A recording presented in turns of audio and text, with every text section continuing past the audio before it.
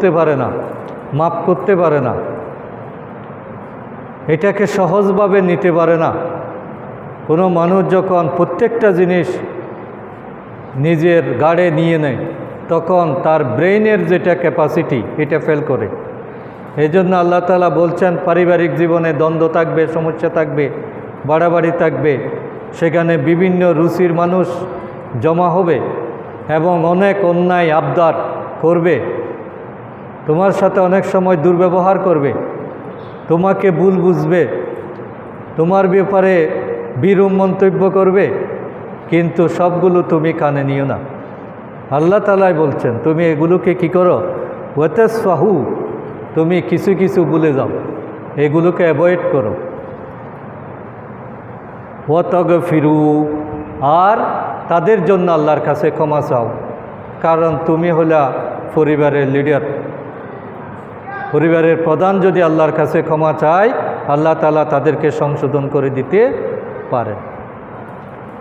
যে কোনো নেতার কাজ হলো তার অধীনস্থদের ক্ষমা করে দেয়া এবং তাদের জন্য দোয়া করা, তাদের ভুলগুলো সংশোধনের জন্য আল্লাহর কাছে তৌফিক কামনা করা। কোনো নেতা, কোনো পরিবারের প্রধান সব কিছুর জন্য প্রতিশোধ নিতে পারে না, প্রতিশোধ নিলে সেই পরিবার চলবে না। এজন্য আল্লাহ তাআলা তিনটা কর্মসূচি আমাদেরকে বলেছেন, ওয়াইন তাফু ওয়াতাসফাহু ওয়াতাগফিরু, তোমরা তাদেরকে মার্জনা করো, তাদের দুষ্ত্রুটিকে উপেক্ষা করো এবং তাদেরকে ক্ষমা করে দাও।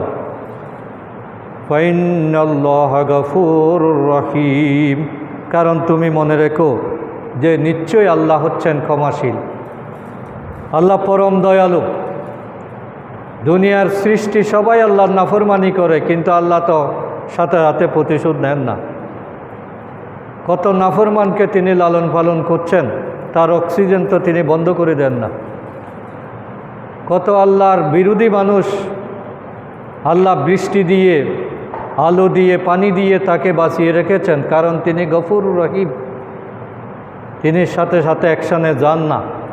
সুতরাং আমি যদি সব কিছু ক্ষমা করতে পারি, আমার এত বিরোধিতা করা সত্ত্বেও আমি যদি মাফ করে দিতে পারে, তুমি আমার বান্দা হয়ে, আমার সৃষ্টি হয়ে তুমি কেন এই গুণাবলীগুলো নেওয়ার চেষ্টা করবে না? এই জন্য আল্লাহর এই গুণাবলীর কথা মনে রেখে আমাদের পারিবারিক জীবন আমরা